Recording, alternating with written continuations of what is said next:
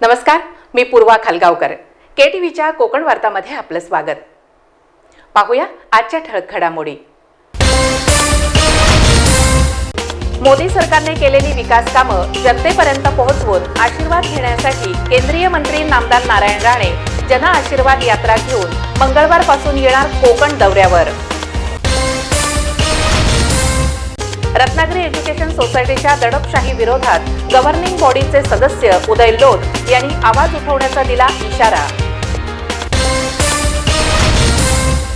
केंद्रीय मंत्री नारायण राणे जन आशीर्वाद यात्रेत रिफायनरी प्रकल्प, पर्यटन, मुंबई गोवा महामार्ग यासारख्या विषयांवर करणार चर्चा आणि घेणार निर्णय. माजी आमदार प्रमोद जठार यांचं प्रतिपादन. आणि पावस परिसरात हापूस आंबा बागायतदारांच्या बैठकीत शासनाकडून न्याय मिळावा म्हणून करण्यात आली एकमुखी मागणी. यापुढील बातम्या अल्पशा विश्रांतीनंतर. समुंदर की गोद में पला है तू, अंगड़ाई लेते ही लहरें शुरू. आज यौवन की मस्ती छोड़, ले चलता हूं तुझे एक नए मोड़. आजा तुझे माँ पुकारे अब, छेड़ देते हैं बीच से कुछ शरारत हंसी. गले लगा ले उसे ए फकीर, इंतजार कर रहा है तेरा तो. चल दे देते हैं उसे फसल की खूबसूरती तो. आजा तुझे माँ पुकारे अब, मीलों आगे चलना है हमें. सिर्फ फसल नहीं, तेरे स्पर्श की चाह में बैठे हैं शहरों में भी कहीं. उनके मुख पे भी लानी है मुस्कान, उन्हें भी देनी है एक नई पहचान. आजा तुझे माँ पुकारे अब. फिनोलेक्स पाइप्स पहुंचाए पानी को अपनी माँ के पास. आता वळूया सविस्तर वृत्तांताकडे. मोदी सरकारने गेल्या 7 वर्षात केलेली विकास कामं जनतेपर्यंत पोहोचवून आशीर्वाद घेणं आणि कोकण विकासाचा बॅकलॉग भरून काढण्यासाठी केंद्रीय मंत्री नामदार नारायण राणे जन आशीर्वाद यात्रा घेऊन कोकणात येणार असल्याची माहिती माजी आमदार प्रमोद जठार यांनी दिली आहे. माननीय पंतप्रधान नरेंद्रभाई मोदीजी यांच्या संकल्पनेतून जे नवीन 43 मंत्री केंद्रीय मंत्रिमंडळामध्ये फेरबदलासाठी किंवा नवीन नियुक्त झालेले आहेत, या सगळ्या मंत्री महोदयांचा संपूर्ण देशभर त्यांच्या लोकसभा क्षेत्रापासून जवळचे 400-500 किलोमीटर एक दौरा प्लॅन केलेला आहे. परंतु या दौऱ्याचं नामकरण हे जन आशीर्वाद यात्रा अशा प्रकारचं माननीय पंतप्रधान आणि राष्ट्रीय अध्यक्ष JP नड्डा यांनी. संकल्पना अशी आहे दौऱ्याची की हे सगळे मंत्री महोदय आपल्या आपल्या क्षेत्रात जातील. या क्षेत्रामध्ये गेल्या 7 वर्षामध्ये भारतीय जनता पक्षाच्या आणि नरेंद्र मोदीजींच्या केंद्र सरकारने ज्या काही योजना राबवल्या, जी काही लोकाभिमुख कामं केली, म्हणजे अनेक प्रश्न गेल्या 7 वर्षात सोडवण्यात केंद्र सरकार यशस्वी झालं. या सगळ्या लोकांपर्यंत पोहोचून या जनतेचा आशीर्वाद घेणं, मंत्र्याने नम्रपणे त्यांच्यासमोर राहणं, अशा प्रकारची संकल्पना माननीय मोदीजी आणि JP नड्डाजी राष्ट्रीय म्हणून अशा देशभर जन आशीर्वाद यात्रांचं नियोजन त्या ठिकाणी. माननीय केंद्रीय मंत्री नारायणराव राणे साहेब यांची जी ही जन आशीर्वाद यात्रा ती 19 ऑगस्टपासून मुंबईतून सुरू होईल आणि 27-26 तारखेला ती सिंधुदुर्गामध्ये समारोप. रत्नागिरी येथील भाजप कार्यालयात आयोजित पत्रकार परिषदेमध्ये बोलताना माजी आमदार तथा जन आशीर्वाद यात्रेचे कोकण प्रमुख प्रमोद जठार यांनी केंद्रीय उद्योग मंत्री नामदार नारायण राणे यांच्या दौऱ्याची सविस्तर माहिती दिली. 19-20 2 दिवस मुंबईमध्ये, मुंबई अर्बन आणि मुंबई सबर्बन, उपनगर आणि मुंबई शहर अशा प्रकारे 19 आणि 20ला ही यात्रा त्या ठिकाणी जाईल जनतेचा आशीर्वाद घेण्यासाठी. 21ला ही वसई विरार त्या भागात जाईल, पालघरच्या भागात. 22ला नारळी पौर्णिमेची सुट्टी आहे. 23ला पालीच्या गणपतीचं दर्शन घेऊ. महागणपतीचं दर्शन घेऊन इथून या यात्रेची सुरुवात, कोकणातल्या यात्रेची सुरुवात 23ला सकाळी होईल आणि 26ला ती सिंधुदुर्गामध्ये. 23ला माणगावपासून पालीपासून सुरू होणारी ही जी जन आशीर्वाद यात्रा आहे तो 23चा संध्याकाळचा मुक्काम हा चिपळुणात असेल. 24चा मुक्काम रत्नागिरीत असेल आणि 25चा मुक्काम हा कणकवलीत असेल आणि 26ला सिंधुदुर्गामध्ये याचं स्वागत करून जन आशीर्वाद यात्रा असेल. अशा प्रकारची एकूण 7 दिवस चालणारी ही जन आशीर्वाद यात्रा. याप्रसंगी जिल्हाध्यक्ष ॲडव्होकेट दीपक पटवर्धन, अतुल काळसेकर, राजेश सावंत, युवा जिल्हाध्यक्ष अनिकेत पटवर्धन, सचिन करमरकर, सरचिटणीस उमेश कुलकर्णी, राजू भाटलेकर, ऐश्वर्या जठार आदी उपस्थित होते. रत्नागिरीमध्ये जे कार्यक्रम आपण या ठिकाणी निश्चित केले त्याची यादीच मी तुम्हाला देतो. व्यवस्थित दिलेली आहे पण ती टाईप करून तुम्हाला वेळेसकट आणि नियोजनासकट देतो. 24 या ठिकाणी असलेलं छत्रपती शिवाजी महाराजांचा पुतळा असेल त्याला भेट दिली जाईल. डॉक्टर बाबासाहेब आंबेडकरांचा पुतळा असेल. शामराव पेजेंचं त्या ठिकाणी पुतळ्याचं दर्शन होईल. शिवाजीराव होकाडांच्या त्यांचं देवालय त्यांच्या घराला भेट दिली जाईल. या ठिकाणी लोकांच्या स्मारकाला भेट दिली जाईल. स्वातंत्र्यवीर सावरकरांच्या त्या ठिकाणी भेट दिली जाईल मंदिराला. त्याचबरोबर या ठिकाणी असलेल्या अनेक पर्यटनाच्या समस्या आहेत त्या समस्या अनेक लोक भेटून त्या ठिकाणी मांडणार आहेत. व्यापारी मंडळी जी आहेत रत्नागिरी आणि भागातली त्यांच्या अनेक समस्या आहेत. बँकर्स मंडळी आहेत की अनेक बँकांच्या अडचणी आहेत तरी निवडून देण्यासाठी रोजगार आणण्यासाठी ते त्या ठिकाणी मंडळी भेटणार आहेत. मच्छीमार मंडळी त्या ठिकाणी केंद्र सरकार आहे पण ते सांगतो त्यांना काही घेतलं पण आपल्याला तर ते मंडळी भेटणार आहेत. अशा समाजातल्या म्हणजे उज्ज्वला गॅसच्या माध्यमातून कोणाला गॅस मिळाला असेल, स्वच्छ भारत योजनेमधून कोणाला त्या ठिकाणी फायदा झाला असेल, अपंगांच्या योजनेचा फायदा झाला असेल, अशा प्रधानमंत्री आवास योजना आहे, आयुष्यमान भारत आहे, या सगळ्या योजनांच्या माध्यमात ज्या ज्या लाभार्थी आहेत ज्यांना ज्यांना लाभ झाला आहे मंडळी या मोदी सरकारला म्हणजे राणे साहेबांच्या रूपाने त्या ठिकाणी त्यांना आशीर्वाद देतील. अशा प्रकारच्या ह्या योजनेचं प्रारूप आहे. दरम्यान जन आशीर्वाद यात्रेत रिफायनरी प्रकल्प, पर्यटन, मुंबई गोवा महामार्ग, सागरी महामार्ग यासारख्या विषयांवर चर्चा होऊन काही निर्णय तत्काळ घेतले जातील असं प्रमोद जठार पत्रकारांजवळ बोलताना म्हणाले.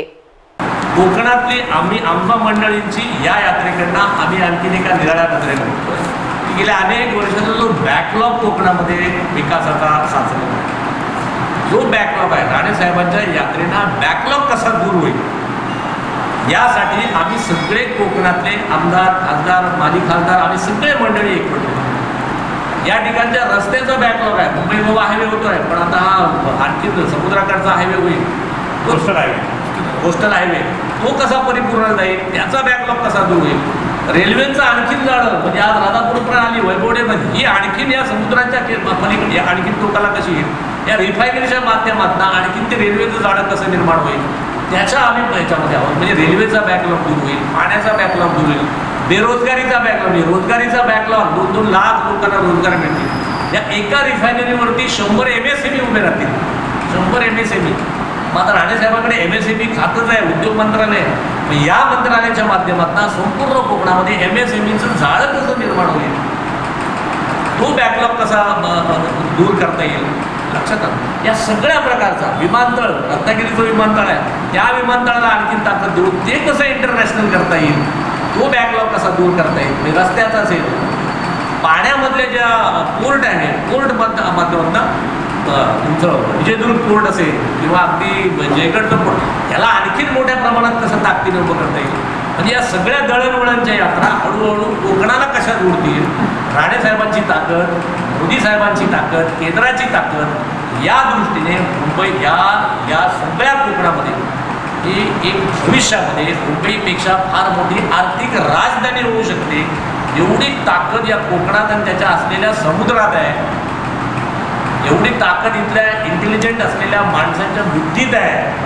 ही सगळ्या ताकदीचा म्हणजे MSME असतील, उद्योग असतील, रिफायनरी असतील, या सगळ्यांच्या माध्यमातून उपयोग करून कोकणाचा बॅकलॉग दूर होईल. रत्नागिरी एज्युकेशन सोसायटीच्या दडपशाही विरोधात आपण सतत आवाज उठवीत राहणार असल्याचं प्रतिपादन गव्हर्निंग बॉडीचे सदस्य उदय लोध यांनी व्यक्त केलं आहे. आमचा विरोध 198 नवीन सदस्यांना नाही, आमचा विरोध हा या पद्धतीला आहे. बघा, संस्था ही नेहमी फ्लोटिंग बॉडी असते. जुनी माणसं वयानुसार बाजूला होणार आहेत, नवीन यायलाच पाहिजेत. पण ती संस्था सदस्य करून घेण्याची काही पद्धत आहे. ही पद्धत जर तुम्ही गुंडाळून ठेवली तर ते अत्यंत चुकीचं आहे. आमचं मेन ऑब्जेक्शन ते आहे. नाही, आम्हाला जेवढा घटनात्मक पद्धतीनं भांडायचं किंवा आमचं म्हणणं पुढे रेटायचा अधिकार आहे तो आम्ही पुरेपूर वापरणार. नवीन झालेले सदस्य आमचे मित्र पण आहेत त्याच्यामध्ये, परंतु त्याचा अर्थ असा होत नाही की आमचे मित्र आहेत म्हणून आम्ही कानाडोळा करायचं. ही एक रत्नागिरीतली अशी प्रतिष्ठित संस्था आहे ज्या संस्थेमध्ये पालक आपली मुलं त्यांना संस्कार घडवण्यासाठी पाठवतात. आणि ही संस्था जर अशा हुकुमशाही पद्धतीनं चालवून स्वतःच्या नातेवाईकांची मित्रांचे नुसती वर्णी लावण्याचं धोरण घेऊन चालवणार असेल तर ती संस्था मूळ धोरणापासून चुकीच्या ट्रॅकवर चालले. त्याला थांबवण्यासाठी त्यांच्या सर्व चुकीच्या धोरणांना कायदेशीर मार्गाने थांबवण्याचा आम्ही पुरेपूर प्रयत्न करणार. त्यात आम्ही कुठेही कसर सोडणार नाही. रत्नागिरी एज्युकेशन सोसायटीने घटना आणि नियम धाब्यावर बसवून आपल्या मर्जीतील 198 जणांना सभासद केल्यानं रमेश कीर, श्रीकांत वैद्य, उदय लोध आदी सदस्य आक्रमक झाले असून त्यांनी आपली नाराजी KTV जवळ बोलताना व्यक्त केली. पण सध्याची जी काही आमच्या गव्हर्निंग बॉडीमध्ये पदाधिकारी मंडळी म्हणून जी काही बसलेली आहेत, यांनी आमच्या संस्थेच्या इतिहासात पहिल्यांदाच असा नवीन प्रकार चालू केला की पॅनलच्या निवडणुका होतात. हे पॅनल ते पॅनल. आता या पॅनलचे काही 14 लोक आले, आमच्या पॅनलचे 4 आले. 18 जण ज्या वेळेला बॉडीमध्ये बसतात त्यावेळेला 18 नंतर मिळून मिसळून कारभार करायचा असतो. आत्ताच्या कार्याध्यक्षांनी असा नवीन प्रथा काढली की हे विरोधी पक्ष आणि आम्ही सत्ताधारी. संस्था पातळीवर घटनेमध्ये संपूर्ण देशामध्ये असं कुठेही वातावरण नसतं, ते मात्र या आमच्या संस्थेमध्ये सध्याच्या कार्याध्यक्षांनी चालू केलं. कोणताही गोष्ट, कोणताही मुद्दा चर्चेशिवाय मंजुरीला टाकायचा, चला घ्या बहुमतानं मंजूर करून घ्या, अशी जी काही विचित्र पद्धत चालू केली. आणि ती थोडी दादागिरीची आहे. बहुमत झालं म्हणून तुम्ही घटनाबाह्य गोष्टी बहुमताने करू शकत नाही. त्यातलाच हा मुद्दा एक आहे की जो 198 सदस्यांचा 198 सदस्यांची त्यांनी डायरेक्ट मंजुरीला त्या दिवशी यादी टाकली. 31 तारखेला 1 दिवसाच्या नोटीसनी अचानक त्यांनी सांगितलं की असं असं उद्या आम्ही तुम्हाला 31 सालाबाद ती निवडणुकीच्या पूर्वीच्या वर्षी यादी जाहीर करायची असते. ते यादीला मंजूर देणे. ज्या वेळेला मीटिंगमध्ये यादी टाकली तर ही यादी वाढीव आहे. ही कशी काय वाढीव आहे? हो, ती वाढीव आहे. ही कशी वाढली? ह्याला काय प्रोसिजर काय? नाही, ती आम्हाला एक्झिक्युटिव्ह काउन्सिलला अधिकार आहे. कुठं आहे तो? कुठल्या घटनेनं तुम्हाला दिलाय? संस्थेची घटना काढा. घटनेमध्ये कुठल्या ठिकाणी म्हटलंय? त्याला सर्वोच्च संस्थेमधली सर्वात मोठी बॉडी ही गव्हर्निंग बॉडी आहे, जी की सभासदांनी इलेक्ट करून दिलेली आहे. आणि या बॉडी नंतर कार्याध्यक्ष निवडले जातात आणि कार्याध्यक्षांच्या मर्जीने काही सब बॉडीज असतात. त्यातली एक ती एक्झिक्युटिव्ह काउन्सिल आहे. त्यांनी सांगितलं आमच्या एक्झिक्युटिव्ह काउन्सिलला अधिकार आहे, आम्ही करू शकतो. हे सर्वस्वी चुकीचं आहे. त्यांनी 198 मेंबर आणले आणि त्यांना ते बहुमताने आम्ही मंजूर करून मंजुरी घेतली असं सांगून जाहीर करून टाकलं. रत्नागिरी एज्युकेशन सोसायटीच्या विद्यमान पदाधिकाऱ्यांवर उदय लोध यांनी जबरदस्त प्रहार करीत हुकुमशाही पद्धती विरोधात आपण यापुढेही आवाज उठवीत राहू असं उदय लोध म्हणाले. आप्पा, तुमच्यासारखे वैद्य साहेबांसारखे कीर साहेबांसारखे अशी रती महारती जीबी मध्ये असताना त्यांनी कसं सगळं घडवलं? मी सांगितलं पहिल्यांदा आज की त्यांनी बहुमताच्या जोरावर केलं. साहेब असं बघा की तुम्हाला बहुमताने ठराव पास करता येतो, परंतु बहुमताने घटनाबाह्य कृत्य करता येत नाही. उद्या तुम्ही बहुमत आहे म्हणून एखादे आम्ही यांना 5 खून माफ असं करून कुठल्या संस्थेत त्याचं ठराव कुठल्याही पालिकेत असो किंवा आणि कुठे असो असं होत नाही. नाहीतर सगळं हाम असेल. त्याला शासनाची नियमावली आहे, आपली घटना चॅरिटी कमिशनरनी मान्य केलेली आहे. त्या घटनेच्या बाहेर तुम्हाला जाऊन तुमचे ठराव पास करता येणार नाहीत. आता हे लोक मात्र तसं करतात. मग आता आपण ह्यांच्या विरुद्ध लढा पुढे चालू ठेवणार आहात या विषयावर? 100% लढा चालू राहील.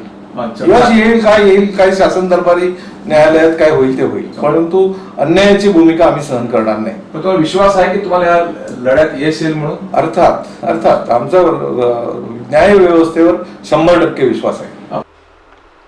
संस्थेचे सर्व नियम आणि घटना धाब्यावर बसवून आपल्याच मर्जीतील ज्या 198 जणांना निवडणूक जिंकण्यासाठी सभासद केले आहे त्याला धर्मादाय आयुक्तांनी स्थगिती दिली असल्याचं उदय लोध यांनी सांगितलं आणि एकूणच रत्नागिरी एज्युकेशन सोसायटीच्या कारभारावर कडक शब्दात टीका केली.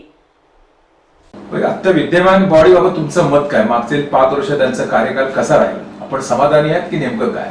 मुळीच नाही. या विद्यमान बॉडीने फक्त आणि फक्त त्या जागा अडवून ठेवून आपल्या स्वतःचं एक महत्व वाढवायचं काम केलं. शैक्षणिक धोरण आखण्यासाठी, नवीन उपक्रम चालू करण्यासाठी असे कोणतीही कामं त्यांनी केली नाहीत.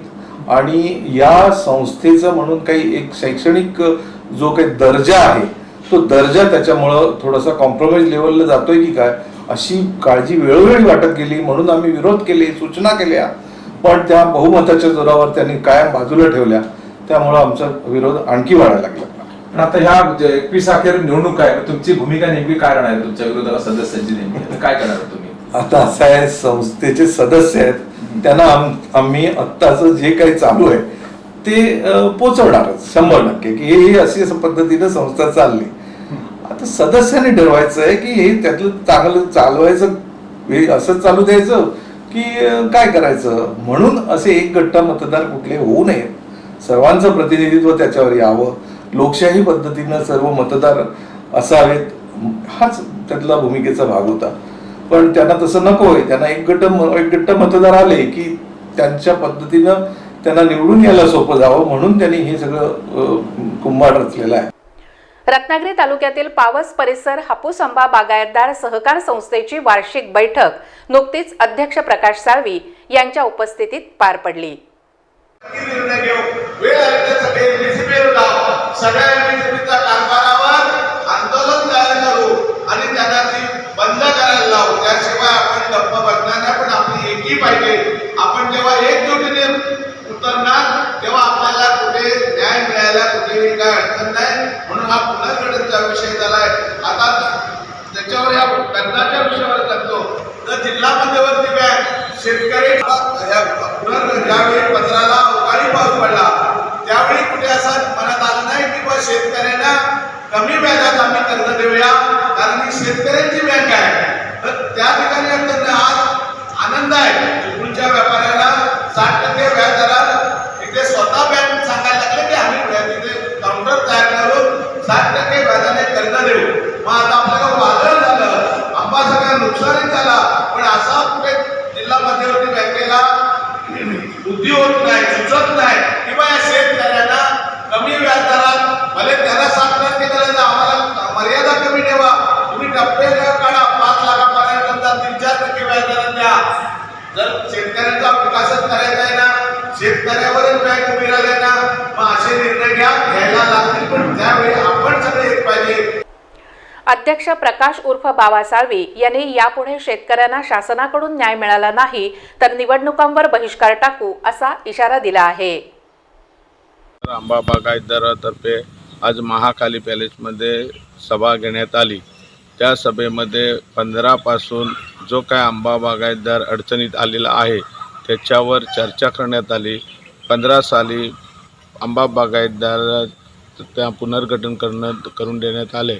त्या पुनर्गठनचं आज तगायत 1 वर्षाचं व्याज सरकारने देतो म्हणून सांगितलं, पण ते आज कुठल्याही तऱ्हेचं व्याज सरकारने दिलेलं नाही. त्याच्यावर 4 वर्षाचं 6% व्याज देतो सांगितलं, तेही दिलेलं नाही. त्याच्यानंतर त्या व्याजाची कुठलीही रक्कम आज तागायत शेतकऱ्यांना मिळाली नाही. आणि त्या आज धोकेवादळ झालं, त्या धोकेवादळाचं सुद्धा शेतकऱ्यांना आज तागायत कुठलीही रक्कम शेतकऱ्यांना दिलेली नाही. त्याच्यावर पावस परिसर आंबा बागायतदार आक्रमक झालेला आहे की त्याने कुठल्याही तऱ्हेची जर मदत मिळाली नाही तर ह्याच्या पुढे ह्या भागात कोणालाही कुठल्याही मंत्र्यांना इथे फिरायला देणार नाही, अशा तऱ्हेचे आक्रमक पवित्रा आंबा बागायतदारांनी घेतलेला होता. ह्या सरकारने, मायबाप सरकारने आमची आंब्यावाल्यांची आंबा पीक कर्ज त्वरित भरावीत व शेतकऱ्यांना कमी व्याजदराने म्हणजे 2% व्याजदरांना आंबा बागायतदार उभा राहण्यासाठी आंबा बागायतदार हा इथला पोसंदा आहे की ज्याच्यावर चालणारी सगळी उलाढाल ही आंब्यावर चालते. तर आंबा बागायतदारांना 2% व्याजदराने कर्ज मिळावीत अशी आमची पूर्ण आंबा बागायतदार, पावस परिसर, रत्नागिरी जिल्ह्यांची पूर्ण मागणी आहे. या बैठकीला अक्रम नाखवा, सुहास शिंदे, मनसूर काझी, मंगेश साळवी, मुदस्सर मुकादम, उमंग साळवी, जावेद काझी, अविनाश गुरव आदी आंबा बागायतदार उपस्थित होते. प्रत्येकाने शासनाकडून आंबा व्यापाऱ्यांना न्याय मिळालाच पाहिजे असं मत व्यक्त केलं. शेवटी पुन्हा एक नजर ठळक घडामोडींवर. मोदी सरकारने केलेली विकास कामं जनतेपर्यंत पोहोचवून आशीर्वाद घेण्यासाठी केंद्रीय मंत्री नामदार नारायण राणे जन आशीर्वाद यात्रा घेऊन मंगळवारपासून येणार कोकण दौऱ्यावर. रत्नागिरी एज्युकेशन सोसायटीच्या दडपशाही विरोधात गव्हर्निंग बॉडीचे सदस्य उदय लोध यांनी आवाज उठवण्याचा दिला इशारा. केंद्रीय मंत्री नारायण राणे जन आशीर्वाद यात्रेत रिफायनरी प्रकल्प, पर्यटन, मुंबई गोवा महामार्ग यासारख्या विषयांवर करणार चर्चा आणि घेणार निर्णय, माजी आमदार प्रमोद जठार यांचं प्रतिपादन. आणि पावस परिसरात हापूस आंबा बागायतदारांच्या बैठकीत शासनाकडून न्याय मिळावा म्हणून करण्यात आली एकमुखी मागणी. याबरोबरच आजचं बातमीपत्र संपलं. नमस्कार.